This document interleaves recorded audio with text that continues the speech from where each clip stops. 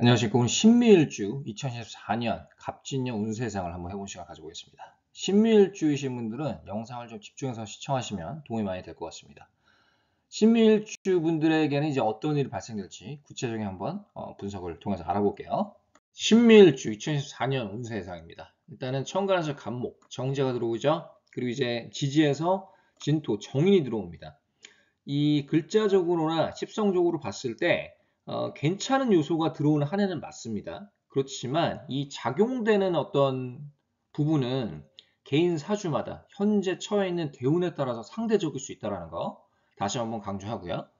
큰 그림으로 봤을 때 2024년은 아무래도 재성이 들어오기 때문에 결과물을 취득하는 어떤 한 해라고 볼 수가 있겠습니다.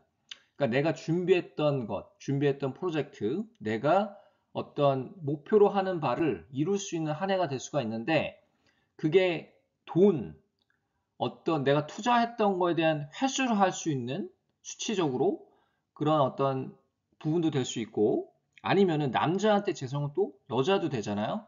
그래서 어, 내가 재성이 없는 분들은 아무래도 세운에서 재성이 들어오기 때문에 그 이성운이 좀 강해지는 경향이 있습니다. 원국에 재성이 있더라도 재성이 또 이렇게 세운에서 들어오면은 그 재작용이 좀 더 상승되는 경향이 있어요. 그래서 나를 좋다고 하는 여자가 생길 수도 있고 생각지도 않게 아니면은 내가 이성에 대한 관심이 많아질 수도 있습니다. 그래서 그만큼 이성에 대한 에너지가 상승되는 한 해라고 볼 수가 있겠습니다. 그 신밀주 자체로 봤을 때 어떤 성향을 가지고 있냐면 이 신금, 천간의 신금이죠. 좀 날카로움도 있고 정교하고 좀 세련된 어떤 느낌도 있고요. 또 미토가 또 편인이라 그 사람 마음을 파악하는 그 능력이 아주 탁월하다고 볼 수가 있겠습니다.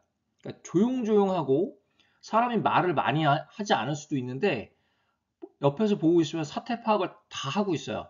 눈치가 엄청 빠르다고 볼 수가 있겠습니다. 그 결정적인 순간에 종곡을 팍 찌르는 얘기를 할 수도 있습니다.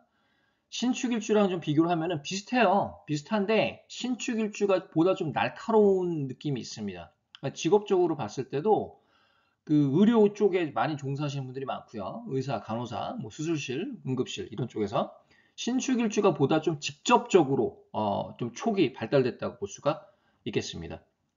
어, 자신만의 독특한 취미가 있어요. 이 편인의 영향을 받아서 그 남들이 다소 이해 못할 수도 있는 취미인데 독특한 취미 이런 사상을 아무래도 재성이 들어오니까 현실화시키는 것이 어떤 2024년의 과제라고 볼 수가 있다. 근데 이 재성을 이끄는 식상이 있어줘야 되겠죠. 식상이 있으면 더 그 결과가 괜찮아질 수가 있겠습니다.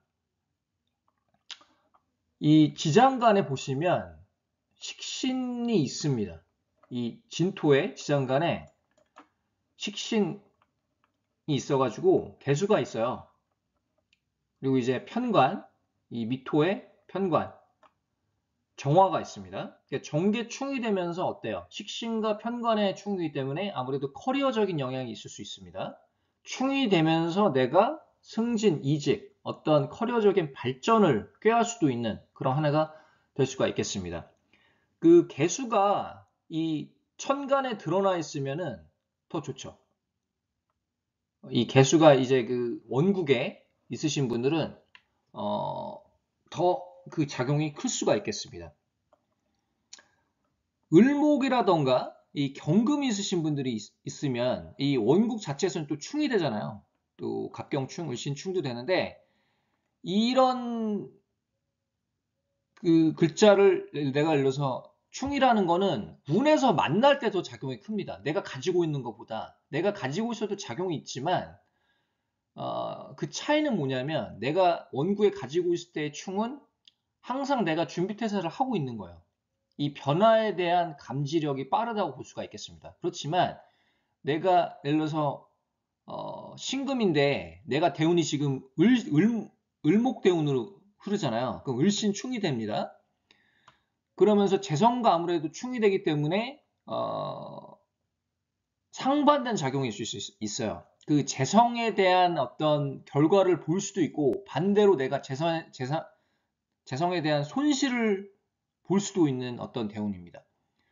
그 방향이 좀 이렇게 어느 쪽으로 튀는지 감지가 안 되는 게 충이기 때문에 이런 양극화된 양상이 벌어질 수 있다는 거 우리가 눈여겨볼 수 있겠고요. 자수가 있으시면 이 잠이 원진이 형성이 됩니다. 잠이 원진, 특히 이제 어디에 월지에 자수가 있으면 이 인성 편인이랑 원진이 형성이기 때문에 아무래도 식상과 편인과의 좀 고립이 있을 수 있다라는 거야. 재성을 이끄는데 좀 한계가 있을 수 있다. 그렇지만 이 진토가 또 세운에서 들어오잖아요. 근데 이 또 잦은 반합이 되기 때문에 그런 어떤 재성을 취득하는 좀 부정적인 어떤 요소가 반감되는 그런 해가 될 수가 있겠습니다. 그러니까 괜찮죠. 그 자수가 있으신 분들은. 그리고 이 편인일지 분들은 특히 이제 편관일지 분들은 좀 눈여겨볼 필요가 있는데 결혼을 할 때 궁합을 반드시 보라고 저는 그 이야기를 하거든요. 다른 일지에 비해서 더욱 그런 이유가 왜 그러냐면 이 편인의 특성상 좀 고립을 시키는 특징이 있어요.